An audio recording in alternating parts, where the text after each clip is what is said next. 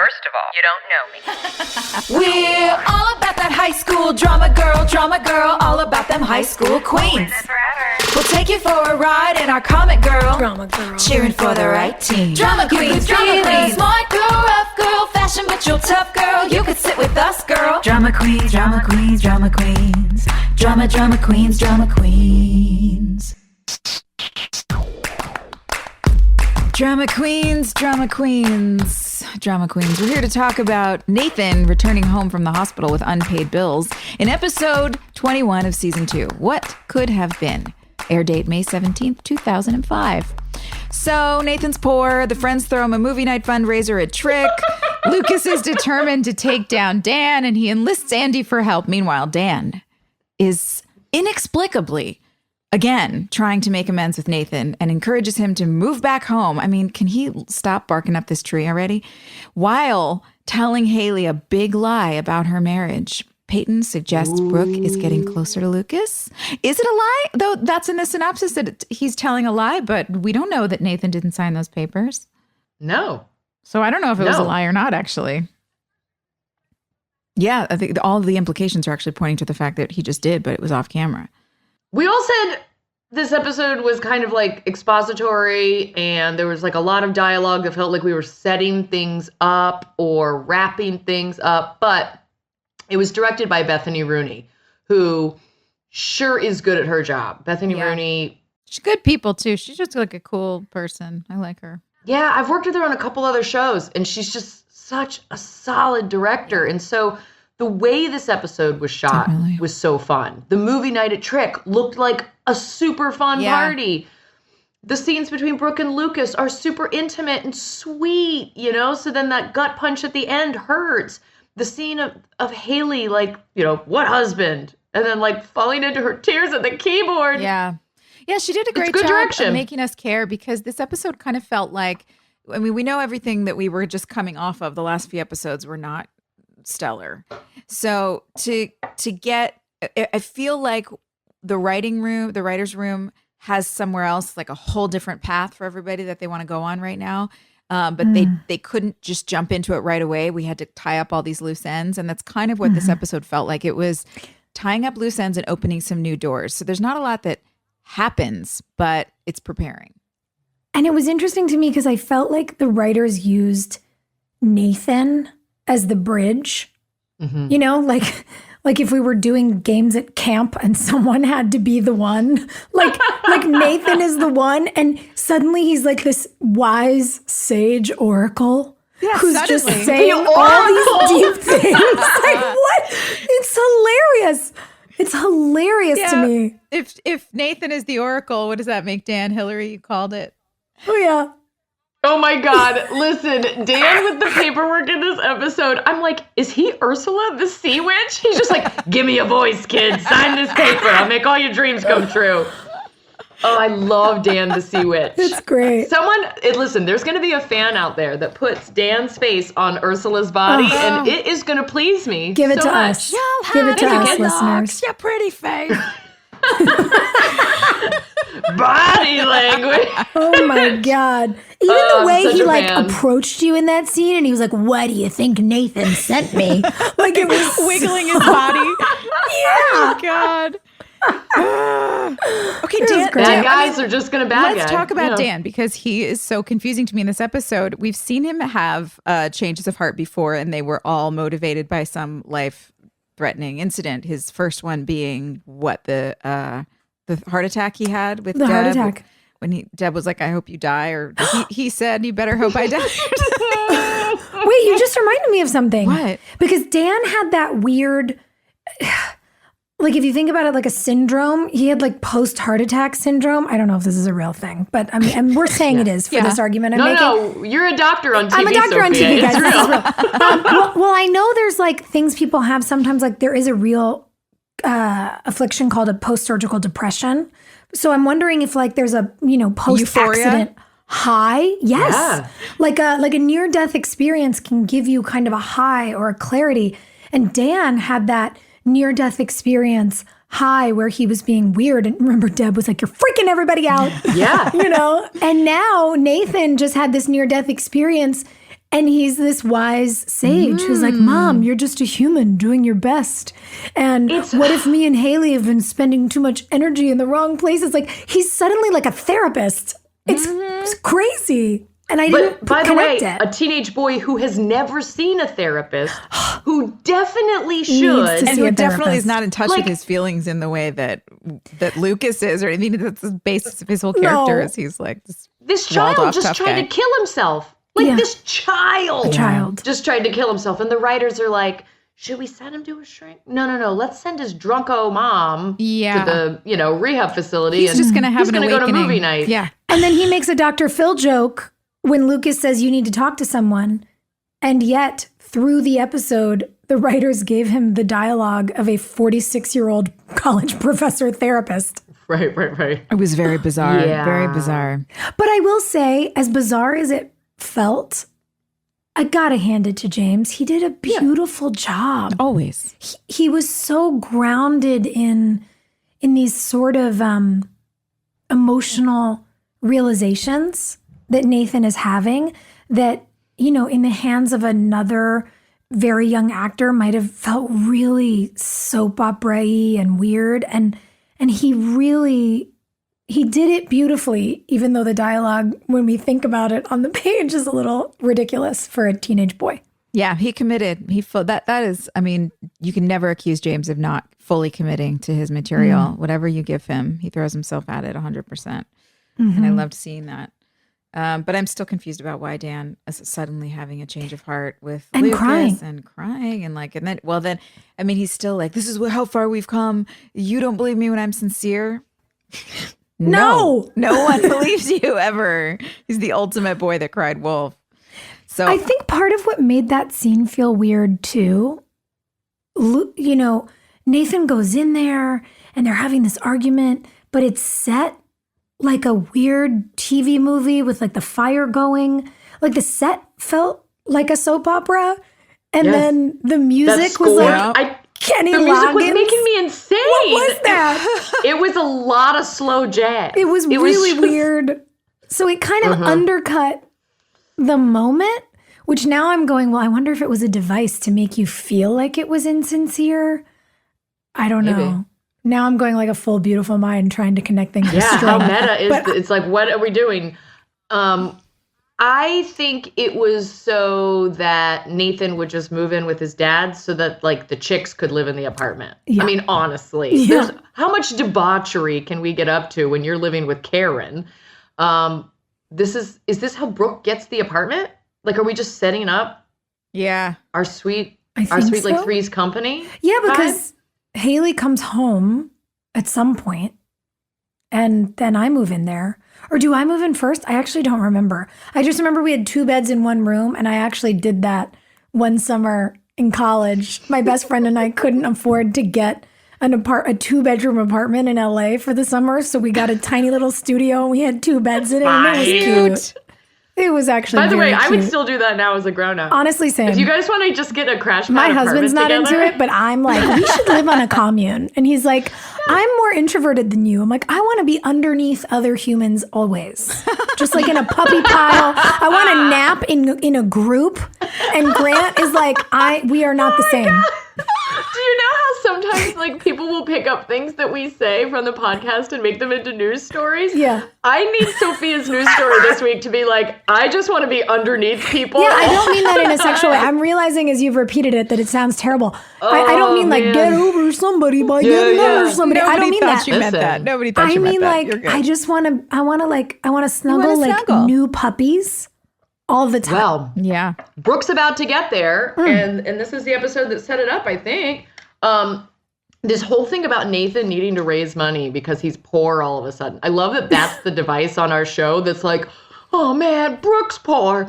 Nathan's poor. This is the worst. These poor kids.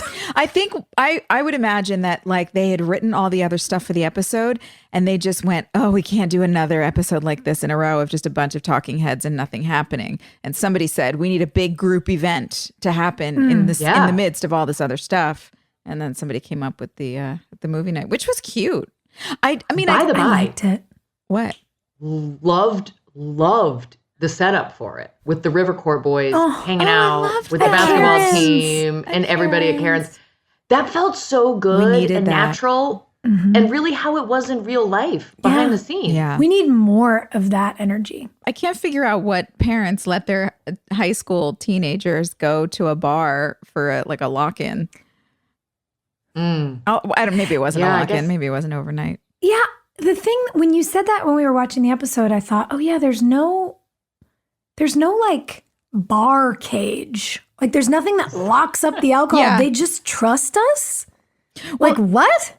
Yeah. All these young kids, and you think nobody's going to like swipe a bottle from the bar? This feels like parenting 101. But I guess they've figured TV? that they've established a trust with Trick's high school night or like Yeah. what do they Because call it's it? an One of those all-ages places night. where they lock up the liquor elsewhere, like it's kept off premises. Yeah. Yeah. These like, are the things I wanted explained in the episode. I will say, I remember there was a really fun, honestly, kind of like a high school / college club in LA, not like, a sunset club, like the places people used to sneak into that you saw on the news, but like they would do high school nights. They would do these all ages nights, and I remember they would card people at the door, and you could get in if you were 17 or 18, but for kids who were older, and I think you couldn't come in past like 23 or something, but they had like a separate room. And so the kids that were of age got wristbands, and only they could go into the room where the bar was.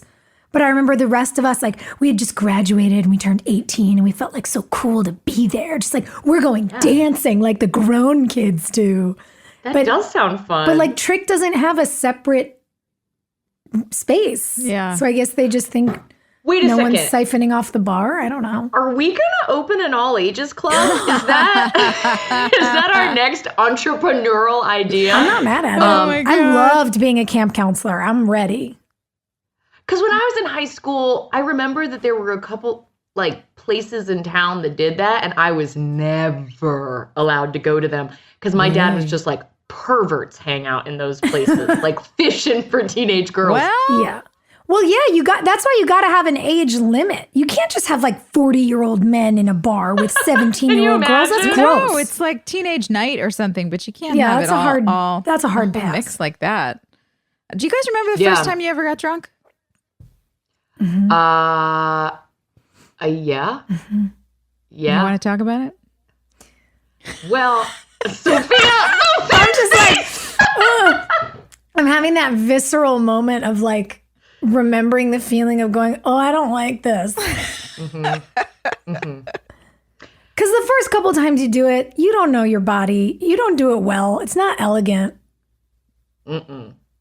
No, I didn't drink really. Like they would have Margarita Fridays on TRL, but because I was everyone's little sister, everyone was real touchy about like, okay, you can have one, I feel like I'm going to get people in trouble. But the first time I really remember being like hammered was my 21st birthday at the MTV Beach House with Ashley Simpson, and her sister was visiting, and Jessica had like just had her birthday or was going to have her birthday and was like, everyone was kind of making it about her. And I was like, it's my birthday. And I was such an asshole. And I just remember being so drunk and coming home and my boyfriend trying to like make sure I was throwing up in a bucket. And I was just like, gosh. David, leave me alone. And boy, his name sure wasn't David. And that was a whole bag of problems. So, yeah. Oh my God. I waited a really long time, and then I made up for it when we moved to Wilmington. Yeah. Do you What remember about you? Joy? Yeah. You were champagne girl, I right? was Champagne. I was too young to go, and some rich boy took me on a date. I think his last name was like Van Elswick or something like that. Oh my God. Like a Gossip Girl character. Totally. Oh, totally. Oh my God. You could have written him right out of Gossip Girl. Yeah, went to the Bubble Lounge and I feel like I've talked about this on the show before. Anyway, I drank champagne at the table and then got up to go to the bathroom and the whole room just like spun around me and kind of went, oh, that's what this feeling is. Did not know that. I think I was 18. I was never much of a big drinker, though. I mean, I don't like the feeling of being drunk. And I definitely don't like it the next morning. No. Oh, that headache is not good. No. Yeah, I was much more often the designated driver than not. Yeah. True to form. And also like high school when, it was a big house party culture out here. And my mom was so scary. I was like, it's just not worth it. So, I got drunk here and there with friends, but more often than not, I drove everybody. Because I was like, I just don't want to piss off Maureen. Right, I'm scared of her. What kind of scary is, I want to call her Mo so bad, but she won't let me. Yeah. What kind of scary is Maureen? I know, and you worked on her for almost 20 years, and she's like, no. Mo. Don't call me Mo. She's that kind of scary. But what kind of scary is she with the, is she the kind of mom that's like, scary because if you tell me, then I will show up for you and it'll be okay. But if you don't tell me, I will you'll be in trouble for the rest of your life. Or is she like, don't ever do any of this stuff. If you ever do, I'll murder you before you get a chance to do it again. Like what kind of scary are we dealing with? My mom created what I like to call the holy parenting trinity because she managed to be all of the things at once. So point one. My mother was like, kid, I grew up in New York with a crazy Italian family that got into shit you'll never see, that you might see in a movie. So then it was like, oh my God, I'm so intimidated by this woman who partied in a place where so did Andy Warhol. Then the next point was, you also just don't want to be the person everyone's talking about on Monday. It's so embarrassing. It's so tacky. So then there was like the shame spiral. And then the last point of the trifecta, the third and I think perfect thing to say was, if you do decide to drink because you're a kid and you're going to be curious and everybody's going to at some point, don't be stupid enough to get in a car with someone else. If you get in a car with someone else after you or any of your friends have been drinking, I will kill you myself. If you call me, I will come pick you up because I will be more proud of you for calling me than I would ever be mad at you for trying something I know you're going to try eventually anyway. Yeah. I just want you to be safe. So it created this whole thing where I was like, well, I can never get away with anything, so I'm not going to try. I also really don't want to call my mom to pick me up at a party because how embarrassing. So I'll drive. And then I was like, and yeah, every once in a while when I'm going to like break the rules, I'll sleep over at somebody else's house because I really don't want to have to see my mother. I don't want to come home. I just don't want to come home. I'll go to the party I can walk to from like my high school best friend's house. Yeah. And that's the party we'll drink at and we'll walk home because I'm not going to put myself in the line of fire for this like scary East Coast woman. That's good. It's good momming. It's good. It's Maureen. good East Coast momming. women are scary. They're so scary and I like it. That's we're where I so get it. Scary.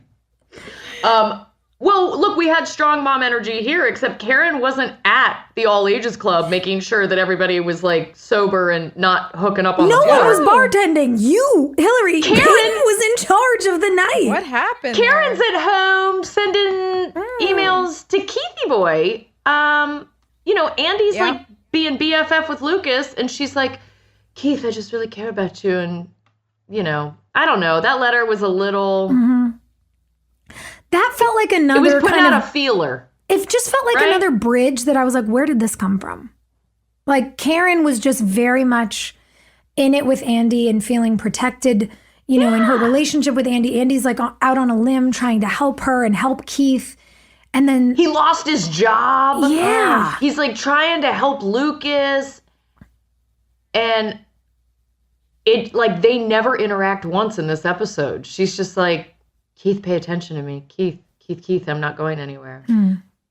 Is that it? Which is, I guess the other side of it though is this is her best friend. He's been around forever and ever. And she, in small part, I guess, or in part, contributed to the situation of being left at the altar. I mean, it's muddy. She could have told him earlier. She didn't, it's like, I get it. And I don't know that anybody else would have made a different decision, but there is a lot. I mean, it's your best friend. What are you going to do? You're going to just like ignore and let him just like go and not check in and not be like, hey, are we No, okay? maybe it's just the supplemental stuff of like looking at the photo album also felt kind of like romantic. Okay, yeah. They supplemented the email with some other just like layers that felt like we were the family. Yeah. And I think we also came out of a scene where Nathan's talking about his family, you know, like there's a lot of family talk in this episode. For Peyton too.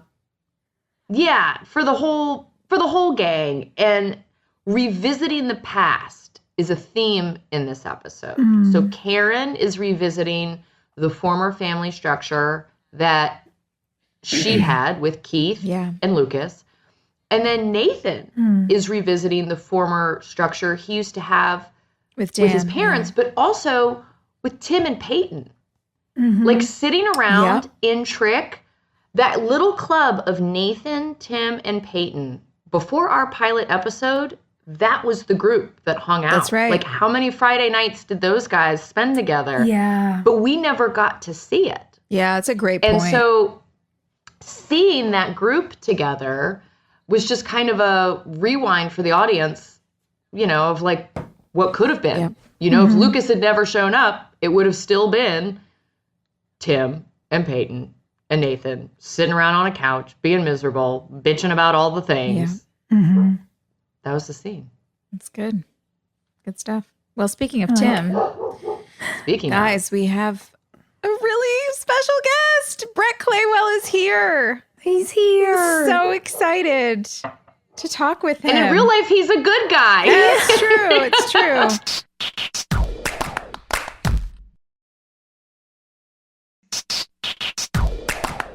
The man who is so good with those beats. He takes a little morsel on a page and makes it into a very tasty comedic meal. We've got the one and only Tim. Brett Claywell. Get him in here. Woo-hoo. I feel like we should be doing a Ravens cheer for him when he comes. He's our man. He's Go, our go, get him, get him. Go, get him, get him.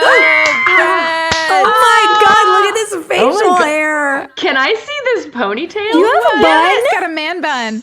What is happening? Oh my God. Yeah, I haven't cut my hair since my son was born. So since 2020. Oh my gosh. Wait, how old is your son, right?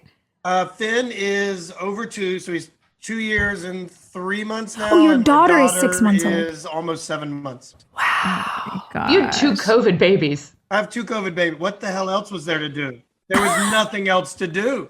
There was nothing else to do. No, You're not wrong. Finn was born right January 2020, so we got back to LA. He was born in Perth. We got back to LA on March 3rd, and the lockdown started 2 weeks later. So it's been stuck with, but it was great. I got so much time with my kids. I got amazing little dudes. She's amazing. He's amazing. I'm ecstatic. It's what I was put on this planet for. Goodness. You always wanted to be a dad. I'm a North Carolina boy. Yeah. Hollywood just ripped me out of my home, but I've always been a North Carolina. Yeah, I love it. It's like, it's the best part of me. It's my motivation. It's my inspiration. It's my purpose, and has made me a better man in every respect since I've had children. Oh, you slapped that on a mug. Give it up for Father's Day. I like that. Brett, did you grow up? You grew up in North Carolina, or were you just in the South? Born and raised. First time I ever lived outside the state was season 2 of One Tree Hill. So wow. I even went to school there. I went to NC State. I was born. Yeah, I'm Southern through and through. Love it. I still remember first time I had a line on One Tree Hill. I remember hearing myself, and I remember the line. First time I was like, oh. What was the line? I said, come on, Nathan. I'm just trying to win.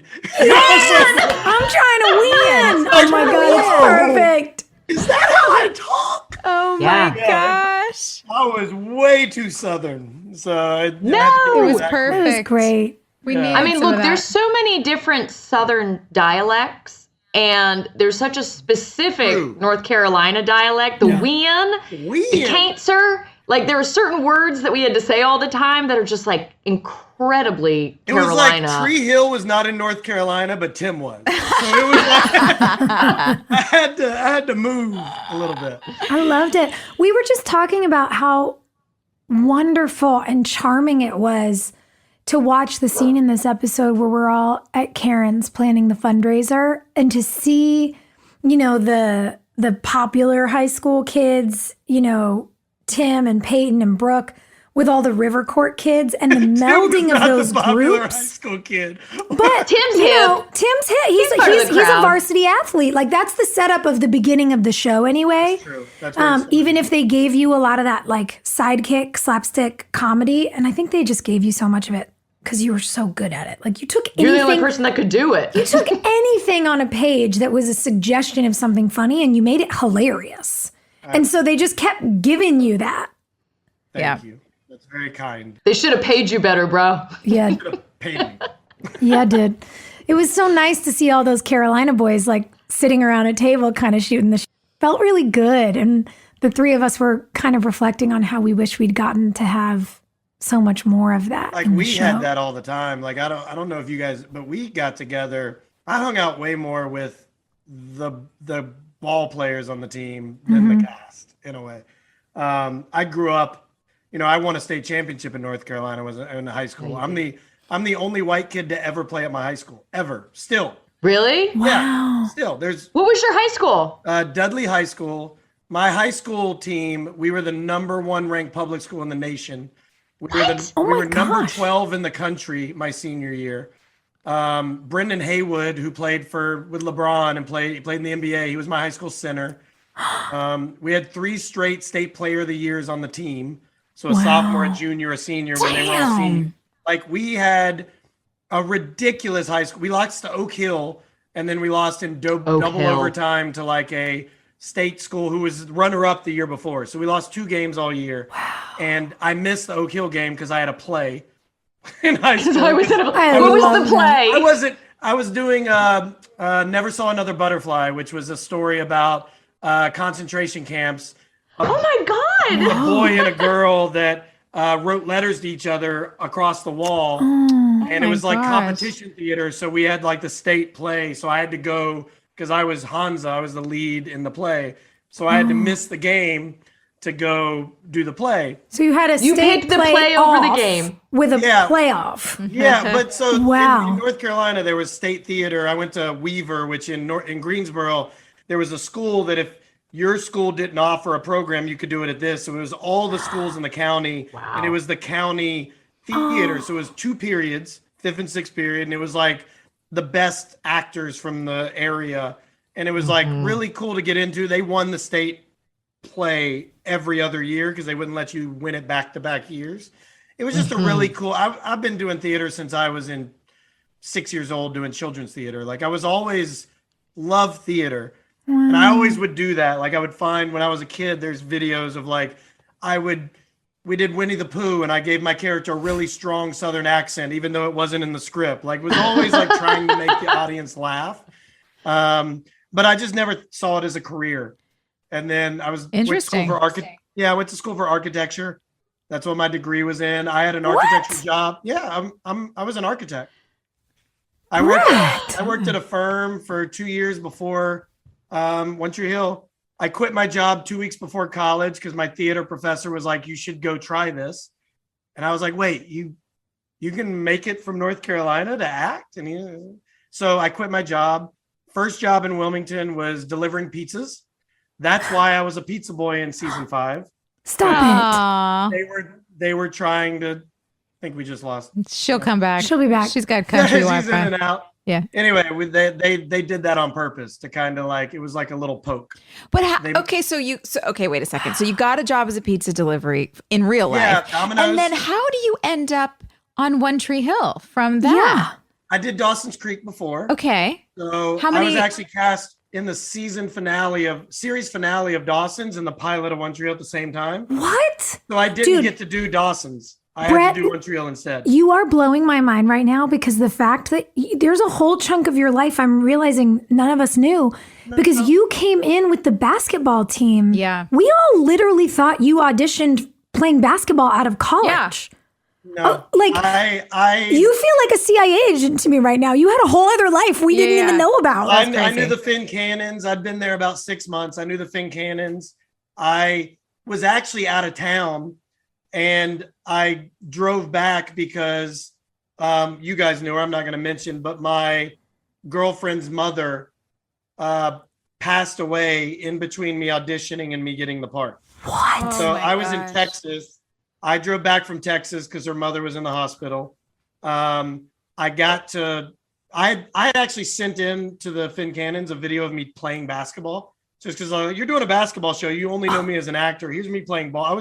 I sent a letter to Craig Finn Cannon. I was like, I didn't know how it worked. I was like, I'm just going to hustle. And hey, I got in on Friday. I auditioned on Friday. I knew they had open tryouts for basketball. So I was like, hey, can I come? And they were like, it's just for extras. I was like, I'll come anyway. Cause I knew. And like, I can't, there's like 200 people there. Cause I knew. I knew. Yeah. There's 200 people there. We did 3-on-3, 3-on-2 drills, which we were doing like a weave drill. I go down on the first time down. I like fake this way. I wrap the ball around behind my back. The guys all the guys, like, I know some of the guys because I play ball, but like they all go up. I'm backing down the court on defense and I'm pointing up at Mark. Like I literally pointed at him. Oh my Fire. God. That is fire. Like, so then the continuation of the story, they had somebody else's picture on the wall for Tim. He's a friend of mine, actually. I knew who the guy was. So they already had somebody else they had selected. And then Mark told me I got the part. And the full true story is my phone rang a minute later and her mother had just passed away. Oh my God. I'm not mentioning your name, Hilarie, but you know who it was. Yeah. I drove back from Texas to be with her and I stayed in Wilmington because I wanted the part and it was always painful because she wanted me with her and I couldn't go see her and I got the part, but it was literally hand in hand. So it's why I was so protective over her the whole time because I told her mother I would look over her and watch over her and she's doing amazing now. She has children. She's happy. But it was isn't it crazy that we're all grown up with kids now? You know what I mean? Like I'm not grown up. Who are you talking about? I've got pictures that I took on the pilot on like a film camera where I still had to like go take it over to the Costco and get the film developed. And you two were together in those pictures and like Chad's a baby, Antoine. I have a picture of Antoine like chewing with his mouth open, like he's a baby. I miss those days. So fun. They were fun. We were babies. Babies. Yeah, babies. I literally have a photo album. That's how old it was. I literally have a photo album. Flip through. Yeah. Oh my gosh. Do you really? Cool. Yeah, for sure. Will you post pictures? I'm like, please send us some of these photos. Share. I can post some. You're going to have to edit. Wait. But Brett, I mean, yes, I want to see whatever you have in that photo album, but I also want to know, do you think the Finn Cannons have video of that basketball day? Because we need it. Like that audition? Somebody has to. Come on. Because that's where we met Jabbar and Vaughn was there. Narian and all those guys. All those kids. Because we used to when you play ball, and that's just like part of your passion, you go to a new city and you're like, where are the pickup courts? Yeah. We actually all played pickup before. Like I used to go to MP Park, which is where Michael Jordan grew up playing. And like, it was all hood people. One of my dudes, I brought some white dudes there. They didn't know how it worked. They said too much and he got his tooth knocked out and like was bleeding out of his mouth because he said the wrong thing. Kind of good. Maybe not. But like, we all balled together in like these rough neighborhoods and then we end up on a TV show together. So we're like, oh. So wait, who'd you know from before? Who were you hanging out with before the pilot? I had balled with Zach before. I had balled with Narian before. I'd balled with Jabbar before. Daniel came down from, I think, Carolina or somewhere. So I hadn't played with him. I think I'd probably played with Vaughn before. Vaughn is so fun. Vaughn was like really a baller in high school. Like Vaughn was like legit. Yeah. But like, we all just kind of, some of us knew each other, some of us didn't. But there has to be video of that day of where like we met the Ravens for the first time. Oh, we're going to get it. Yeah, get it. I love all our team photos. Like, I always get happy when fans tag us in our, like, team photos with the whole cheerleading squad with the whole basketball team. Yeah. So cutie. Because the line between fact and fiction has gotten just thinner and thinner and thinner as we've gotten older. Blurry. There was a show behind the show at all times. What do you remember about getting to Wilmington and getting to know this whole crew, all the people that you didn't know before? And I mean, the beauty of what I worked with the crew before One Tree Hill, right? Oh, did you do Summer Catch? I did Dawson's. Oh, right. And I did a bunch of other things on the lot. Like I was a P, like I just didn't know the world. I was just like, I'm going to break my way in. Mm-hmm. So I started as a PA. Yeah. Then I started as an extra. Then I met my agent as an extra. Then I started auditioning and then I booked everything. So like in Wilmington, I booked like 7 straight jobs. So that's when I went out of town and the Finn Cannons were like, you should come back. And I was like, I was kind of like they would just, if I went in the room, I felt like I was going to walk out of the room with the job. Like, wow. What a great, that's a dream feeling for an actor. I didn't know LA. I didn't know how. Well, because, hey, by the way, like neither did I though. Yeah. And I think maybe that's why we became friends, Brett, because I was incredibly intimidated by LA. And you were also like, I don't know what I'm doing out there. Yeah. Like it was scary because we came from the East Coast. And when you're a young actor, all that pressure to like go to LA and make it and do pilot season and like do all those kinds of rituals that we're told are the things that you're supposed to do. Yeah.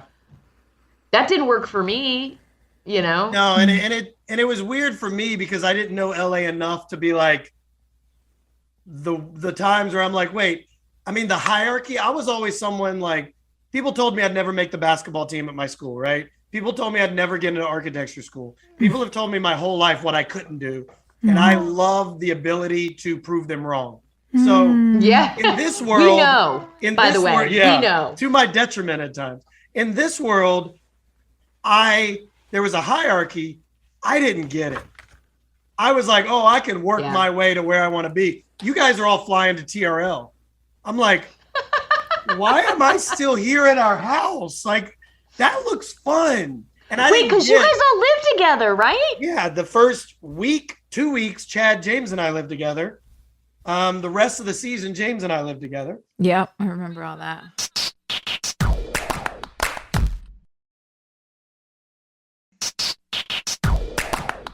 Wait, talk about the house that you guys lived in. You because guys first Sophia had that. and I came to Garden. Oh my God. You had that creepy ass haunted house, and Hilarie, I will never forget. You and I went over there with like bags of stuff from Bed Bath & Beyond because we were like, we cannot let them live like this. That was my fault. That was all my fault. You picked out that house? All the blame. Because they were gone, and I'm like a North Carolina boy where rent's like $400 a month. And I'm like, I'm a pizza boy. And they're like, get us a house. And I'm like, this looks cool. Oh, that place was terrifying. Your cell was strong. Brett's like, we've got a place on the beach, on the water. You can see the water. From between the openings in the crypt. You can see the water. Guys, it was a brick house at the beach. Ooh. It was like they had like gargoyles and shit. All of you know that house. Oh, yeah. Oh, no. It was covered in gargoyles. Gargoyles and those like scary metal awnings from like the 1930s that are spiky. I was 23. The tetanus awnings? I had never looked at houses in my life. It's amazing. I was a resident advisor for 3 years in college. Yeah. I never lived off campus. I get it. Like, so I didn't know. And then I didn't even see the house because I was in Greensboro. I come back and I'm like, ooh, I felt the same way. I was just trying to hold on. Well, I guess that's right. We didn't have like Zillow or Airbnb. No. Look at it on the internet. No. Brett, There I was just telling the girls that there was a summer in college where my best friend and I, who roomed together at USC, were like, well, we got to get an apartment. We're obviously not moving home, but we couldn't afford an apartment. So we got a studio and we just put 2 beds in, just like Brooke and Haley did in the end of season 2. We just were like, yeah, we can both sleep in this room. It'll be fine. We can eat in here. Who cares? We're not going home. 100%. I get it, dude. It's a struggle when you're a kid. Young, and I was like, Hilarie, you've said one time, you were like, oh, you were immature. And I'm like, I've thought about that since you said that. And I actually am I would still happy never because I'm say still that. immature. There's just a difference between an immature 44-year-old and an immature 23-year-old. Yeah. I was feel too you. young to be picking houses. I did my best. I failed. We moved on. That's okay. All of us were.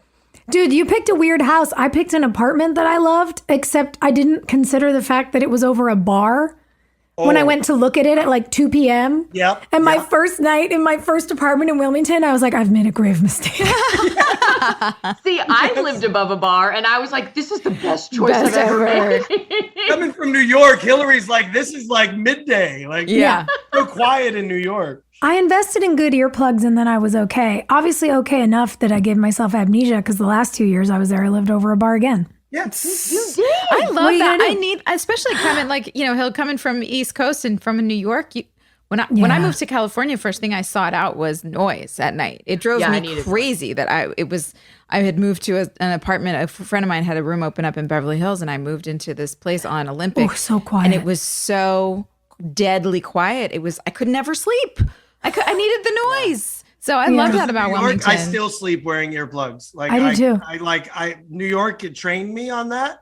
When you got 5 a.m. call times, like I had to Oh my live on, God. and now I can't sleep without them. I Yeah. sleep in earplugs and a pillow over my face like this. Ah. Just like a I have small a breathing hole. pillow that's just for being over my head. I do too. How do you set an alarm if you're wearing earplugs? You still I hear have it. 2 kids. Just No. jump on No, your the head. alarm's loud enough Yeah. to wake me up. And but yeah, I couldn't. The trash trucks at 4 a.m. in New York, and like no, Ugh. couldn't sleep. But you were in New York for years. I did 2 years on a soap. Yeah, that's Um, right. And that was a really big deal, Brett. It's the proudest thing. Well, as an actor, it's the proudest thing in my career. I think I've done Yeah. since that I'm more proud of at this point. But It's hard How work. That's a often- lot of hard work. yeah, but how often in your career as an actor do you get to change the real world and have an effect on the real world? We were the first gay love story in the history of daytime television. We were the first gay love scene in the history of television, period. Was it One Life or All My Children? It was one life to live. One Life. What years were you on? 2008 to 2010. So when we started the storyline, gay marriage was not legal in the United States. When we ended it, it was legal in 5 states. Which So is we were a amazing. big part of that. Oh my gosh, I have to look this up right now. Yeah, waving that flag of like, I worked with Chris Evans' brother. Yeah. And there was, it was personal to a lot. It was a very difficult time for me as a man. And it was an incredibly important part of my story of becoming who I am now. And like, being from North Carolina at a time where that was a hot topic, and being able to, one, as an actor, it's really instantaneously when you kiss someone of the same sex, whether or not you're homosexual or heterosexual, it taught me a lot as a man of like, just that topic at that time, being a 30-year-old in New York. But it also, it just was, it was a lot to shoulder at that time of like who I was when I started the role versus who I was when I ended it, of like, who am I and what do I stand for? And, equality was so important to me of why I took the role, which I wasn't cast in that role. They cast me as something else. And 3 months later, they're like, this is your part. And I had to like think about that. But it was, I look back and during the time and after it, like it was just one of the things I'm most proud of in my entire life. Do you feel like that experience taught you how to be an advocate? Like how to put yourself in other people's shoes? Yes. A lot. Yes. I mean, like I said, I was a resident advisor for 3 years. I went through a lot of like training. I went through a lot of experiences during that time with how to be someone that listens and processes. And we have 2 ears and 1 mouth for a reason, right? We're put on this planet to listen more than we speak. It's hard for me to say that because I talk a lot. So if I would say, I mean, you don't know what someone else is going through until you walk in their shoes, right? And I spent 2 years, there were times where so many people questioned my actual placement in this world, in the real world, because of a part I was playing, right? I went through some element of that with my family, with people I grew up with being a voice that's supposed to represent that community in some small way. So I absolutely learned how to be an ally and an advocate and empathize so much with that. But also, to me, the fact that it was an issue at all was appalling. Yeah. That's because I said this when I took the role. My job as an actor is just to tell the truth. And the truth of this is these two human beings love each other. What else matters? Like, why do we fight so hard to get in the way of love? We should create pathways and roadways and causeways to create more love in the universe and in our world.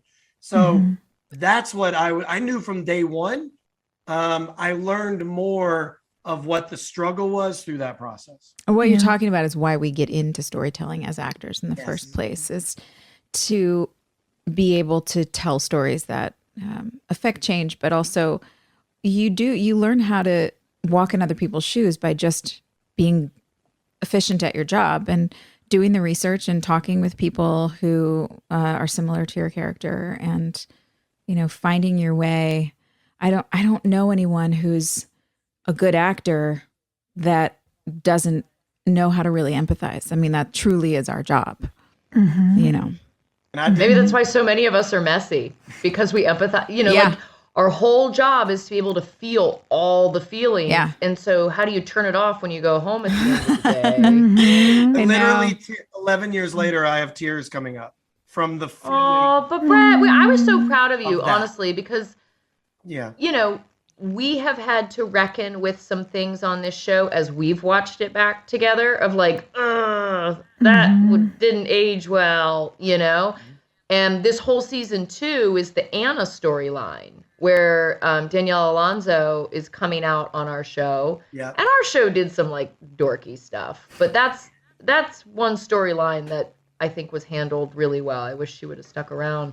But you're right. The conversation in 2008 was 100% different than the conversations that we're having now. And you contributed to making that easier for people. That's a big deal. Yeah. I mean, how many moms watch One Life to Live that all of a sudden are like, oh, I'm going to go talk to my son about his attractions or the person he loves. And it's okay. That's where I really understood the gravitas of it, was the fan mail. That's where there were dozens and dozens of those type, I wish Cameo existed then. I really do. Fan mail is amazing. You guys, I just went through my storage unit and I found bins of fan mail that I still didn't answer because I'm so, ADD that I just didn't. It was just like piled up in a thing. But I did go through some of them, and it's so cool to see the things that people were affected by and what they're going through. I mean, and we still see it all the time. The fans that will come out to the conventions. You did so much in that regard. Like, you are heroes and best friends and confidants and in some ways role models, which sometimes I'm sure you are like, maybe this isn't the show that you'd want to be. Not today. but like that like you did so much for young women and now older women, and like I applaud. Who you calling old? Yes, but not you.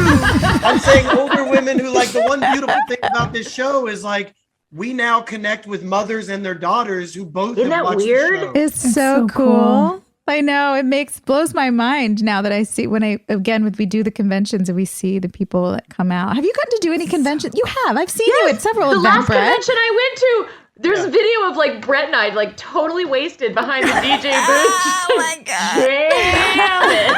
Oh my God, yes. You're one of the last people I saw before quarantine. Yeah. Oh my Yeah, those things are wild. so but like fun. It's really good time. it started as a show about basketball, but it legitimately became a show about I believe you ladies. You know, you really carried the, and I think at that time, like I look back on it and I'm like, it was so important. It would not have I just saw Ben McKenzie at Bitcoin Miami. Like we talked first time we'd ever met. Oh, I saw you post about that. Yeah, like I'd never met him before. We just did a little interview and I talked to him. And you were like, whatever, you're a rival.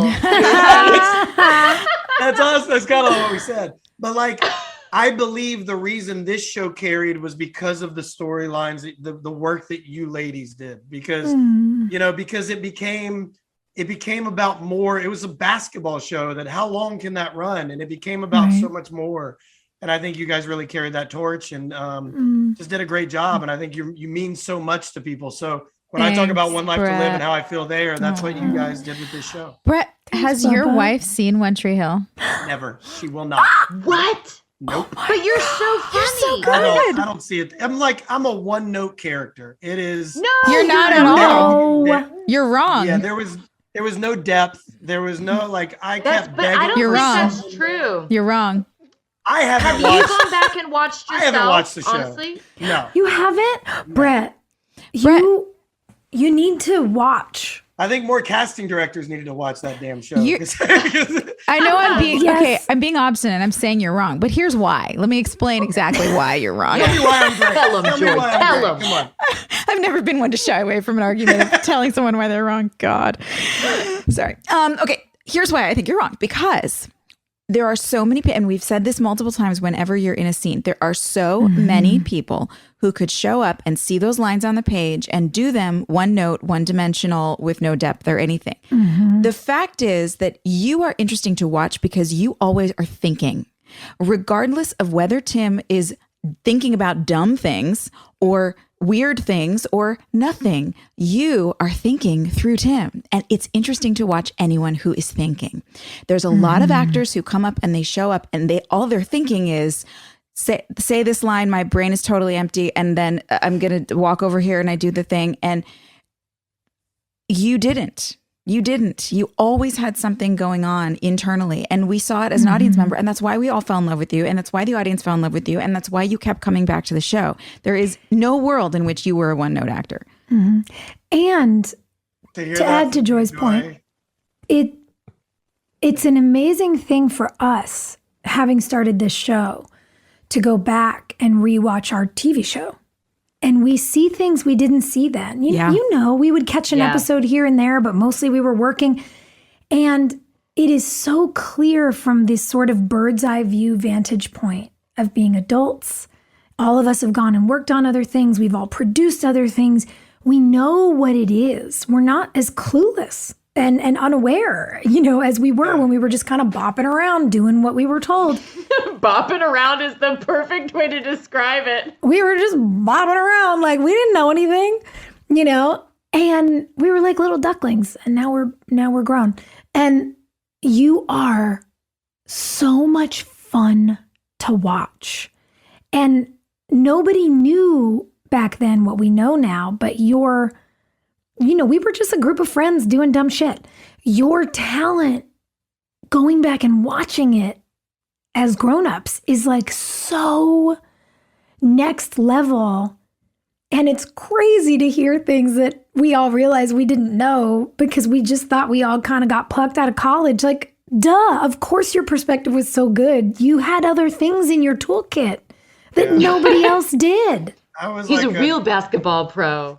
It's amazing. I would just Theater god. It's an architect. What? Episode 1, like the pilot, like it said Tim Smith, 6'4", chiseled. I'm like, that's not me. Is that really what the description was? I'm pretty sure it was. He was supposed to be a power forward. He was supposed to be a big guy. Oh, no way. Not me at all. So I would just. You were chiseled. That's true. You're chiseled. No, I you played were. a lot of soccer. But I just looked at each scene like I'm a supporting actor. The scene's not about me. So what does the scene need? Yeah. What kind of energy does this moment need? Your timing was impeccable, always. Oh, Impeccable. I appreciate that. It's true. I remember it so differently. So it means Really? it really means. Well, but tell us though, because you added a layer of vulnerability to everything. You know, it's like Tim talks a big game, but you also see the like little kid in him. Yeah. When we watch the show back. Yeah, I think. And I know just from like talking to you there, and from our experience, there was a layer of vulnerability to being a young actor on a hit TV show where there's no footing, where you're constantly being told like, you're lucky to have a job, kid. Yes. You know, like how much of that real life vulnerability bled into what you were doing? I was, you know, there's a thin line between confidence and cockiness. Very thin line. I played on that line my whole life. Like I just tightrope that line. So in some ways that I was told that so much, you know, like that was beaten to my head, 33 episodes. You know, season 2, I was flying myself back to Wilmington. Stop it. You know, season 2, Lee and I were roommates in LA. They would put him in a car and take him to the airport. I would have to get myself to the airport. I would have to fly myself. I would have to find a place to stay. They would not put me up for like 8 episodes. I'd done 20 episodes at this point, you know? So there was always this little like underlying thing of like, you know, you're lucky that we gave you this job. Never you earned this job. You're lucky you got this part. Never you deserve this, you know? But I grew up in a household. I love my family. I'll say that. But I grew up in a household where verbal affirmation was not a, you know, I was always trying to prove myself through like sports and through school and like get good grades and pay my way through college and like, but was never necessarily receiving the words that I wanted to hear. So I was kind of groomed for this. And I was like, cool, then let me go be. Are you the oldest? I'm the youngest. Oh, you're the baby? But my dad had a stroke when I was 14 in front of me playing basketball. Oh, honey. So I grew up like my brother and sister were gone. So I'm a little bit of a younger child, a little bit of an only child. So Yeah. like I went through things where it was like, I just knew. I even, when I first started on Montreal, on my wall in front of me before I lived with, I had written in Sharpie, it said, I will not fail. It was just the first thing I saw every morning I woke up. Because it was like I know that the only time I will ever fail at anything is when I give up. Otherwise, it just hasn't happened in the time frame you expected it to. But the only failure is actually giving up. So I was like, great, it just was fuel for me. Keep telling me I don't deserve this. Keep telling me I shouldn't move to LA. Keep telling me I won't get another job. Keep telling me whatever you want to tell me. God, they loved that, didn't they? Well, you'll never get another job. And if you don't work for me. Yeah. Yeah. And it's like, great. I'm now on another job and I'm not available. So you can wait for my next one. That's a fun feeling, right? God, it feels nice. It was good. I'm unavailable. I remember I'm Lee booked telling and me, Hilarie, busy. when I booked a movie, Lee would like came back and was like, yeah, Hilarie was telling congrats for booking a movie. Like you guys were like knew I had booked something. So it was like, Yeah. you know, I just it was motivation. It was really fucked up. And I was just too fragile to show it. And I masked everything with comedy. So like it was who I was in real life too. That's why I didn't really become a good actor until One Life to Live. That's when I don't know, but you're wrong. In my own because opinion.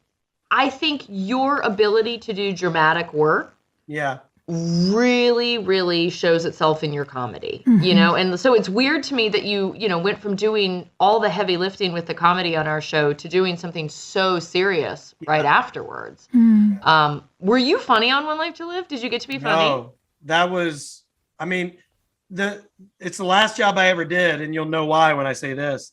I got pre-nominated for an Emmy my first season. Yeah, you did. And I'm walking in with my Emmy reel and the EP calls me in. And he says, tomorrow's your last day on the job. What? Why? I got because we were doing a gay love story. We were in Bible Belt soap operas, ABC network. Plus, when I started that, there were 5 soaps in New York. When I finished, we were the last one. There was already the exodus. Yeah, those shows were. They were cleaning everything out. Everything's in LA. It was too expensive to be in New York. Yeah. So it was just time, but it was just the randomness of I'm turning in my Emmy reel and I don't have a job. So I kind of got rid of all my reps and I was like, I need a break. And we started the company and I haven't acted. Let's talk about the company. Well, I co-founded the largest crowdfunding platform in the world for live streaming. We've raised hundreds of millions of dollars for charity since 2014. We have over 3,000 charities on the platform. So that's what I co-founded. So you live stream, is it concerts? Is it like TED Talk kind of stuff? Like what is it? What do you stream? I produced Game for Paul with the cast of Furious 7 to raise money for Paul Walker's charity. When Paul passed away, I worked with Cody and Vin and Tyrese and Michelle. And so we did that for 4 years. Tiltify is basically, we democratized the Jerry Lewis telethon model. So you guys probably remember, played lots of video games back in the day. I went to architecture school. So we designed what's now known as an esports arena, but we designed it in 2008. Did my first event in 2011, had Zac Efron and Chris Evans and Michael Strahan and Snoop. And we had Rampage Jackson versus The Miz and UFC fighting in front of 800 people. We were on E! News and Access Hollywood. And I would walk into CA and William Morris and they're like, nobody's ever going to watch people play video games. Literally, quote, that's what they told me. So, which is insane. It's insane. But this is 2011. Twitch didn't exist. None of the gaming existed. I just used to throw these big Super Bowl events and we would play like Madden in the side room and more people would come watch us play Madden than we're watching the Super Bowl. So I had like this epiphany. It's like the architecture side of like, see the problem before and move. Mm-hmm. So then Twitch launched. So we pivoted. We stopped doing events. We built the platform. We launched the platform. It's now what every Twitch streamer, YouTube streamer uses to raise money for charity. And then I launched Humble House in 2019, which was saying, look, there's a shift. Twitch is no longer about gaming. They need more premium content. We're going to be a premium content provider, but for digital. And then the pandemic hit. So during the pandemic, I produced and directed all the live script reads for the Democratic Party. We did Dazed and Confused with Matthew McConaughey. We did Rocky Horror, which Joy, you would have loved. We had 17 different musical performances. We had Pearl Jam. We had the Grateful Dead. We had David Arquette. They all did music videos. We had Tim Curry. We raised over $1 million for Wisconsin. We did killing it. Final Tap for Pennsylvania. We did The Goonies with the original cast. And during the inauguration, Jake Tapper. I remember Brett telling me, he was like, hey, I'm doing this thing. It's real, Hilarie. It's not like it's real. My company's real. And I was like, I know. They talked about us on CNN during the inauguration. They said it was the most impressive use of Hollywood they've ever seen. And now we've launched Soulless. So now we're into Web3 and all about giving talent. Wait, what's Web3? Hold on. I'm a grandma. You have to go back. NFTs. What's Web3? Web3. NFTs, Web3. Oh, Christ. I don't listen, guys. So basically, Hilarie, what I'm going to tell you the future is and what we're doing, giving talent the ability to work with their communities to greenlight their own content. So turning people like ourselves from employees to owners of their own IP. God, that's the dream, Brett. You did it. Well, we're doing it. So we just announced our first film slate. Variety put out our film slate. Wow. So we're really built an ecosystem. It's a token-driven ecosystem with a marketplace that allows communities to engage in content like never ever. I'm so ever proud of you, man. This is so so wait, cool. Does that mean are you just gonna fund all the shit that Joy, Sophia, and I want to do?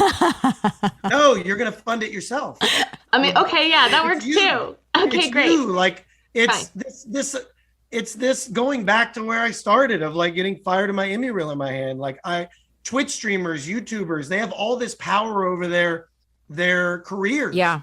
And in our careers, you're told when your career ends. Yeah. Like, you're not in Isn't control it amazing? of that. It all goes back to that moment for you when somebody told you this is over. And that, again, it goes back to that part of you that's always like, tell me one more time. Tell me one more time. It's not going to work. I'll make it work.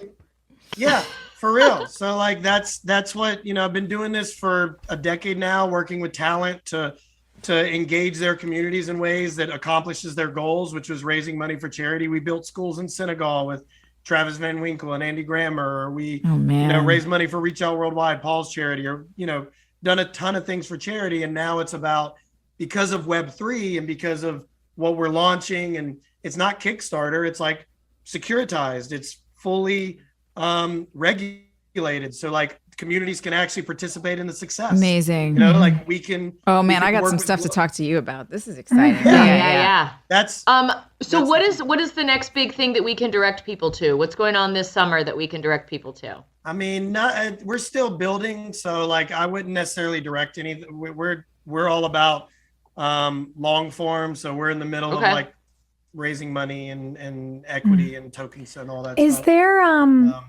Is there a website though, or a social platform that you would suggest people go to learn more and follow along?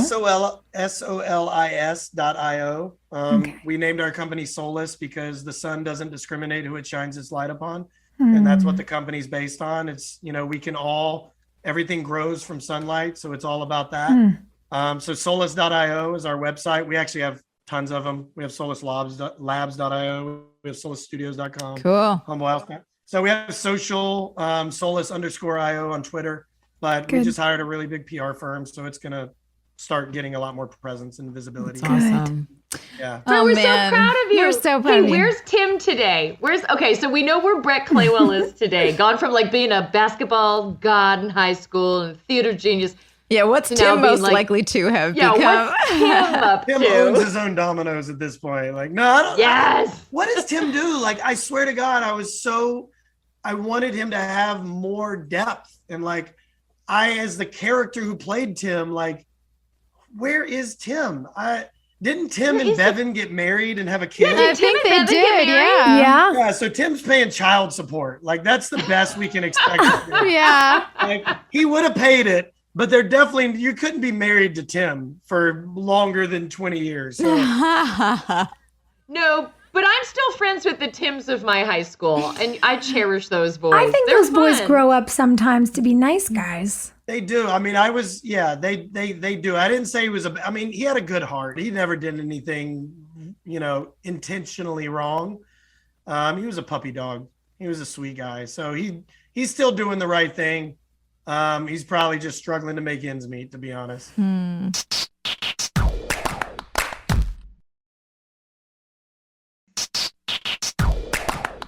Well, let's spin a wheel, shall we? And let's see. Do you know about this? We spin a wheel, Brett, for most likely to. Like in the high school yearbook. Superlatives on the show. Okay. Will you spin the wheel with us? Yes, I'll spin the wheel with you. Let's do it. So you got to help us pick somebody who this is in real life and on the show. We have two. We get two answers. Okay. I like this one. Somebody read it. Okay. Most likely to go. Have a cooking show? Cooking show. Okay, so which character on the show is going to have a cooking show? I mean, that Bevan feels like it might. I was just going to say it. She'd be like Giada, just stirring bowls in her bosom. Yeah. her bosom. I love it. With her strong arms and her good hair. That's right. Yeah. Lisa Goldstein, I think, could have also. Or Millie. Or Millie. Karen. I mean, Karen owns That's what I was going to. Karen would have been my choice. That's true. Nice. That's a good point. But Karen would have turned into she would have been like a guru. She'd have like books and like she'd have brands in Target. Like Karen would have blown up in that world. I like that. Wait, does anybody have a cooking show in real life from our show? I feel like it's you, Hilarie. I think you should have a cooking Kind of you, show. babe. But I don't have a cooking show. But you should. No, but you published a book with recipes in it. But you have to put it on a network where you can cuss. Yeah. Well, that's been the problem. You guys, we shopped a Mischief Farm show, and everyone wanted me to really like sanitize it and be all like squeaky clean, and I was like, sorry, No, Good luck. No. not happening. You take us or you leave us. Yeah, take us or leave us. All right, maybe one Sign day. here, kid. George, do you want a cooking show? No, she doesn't. No. She's just like, you just like Princess Pizza, right? Yeah. So Tim, you'd be a big hit in the Morgan house because this one only eats pizza. Tim would. That's what we're having for dinner tonight. Yeah. Yeah. You call Just him bring Tim him over again. like in season 5. No, I'm saying like Tim the character. Yeah. Tim coming through the door and the door locking behind him. It was delicious. I loved that episode. Well, you have to come back for that one. I will absolutely. That was the one episode that I actually like really enjoyed. That was fun. That was fun. It was fun to come back and be like, "Hey guys, what's up?"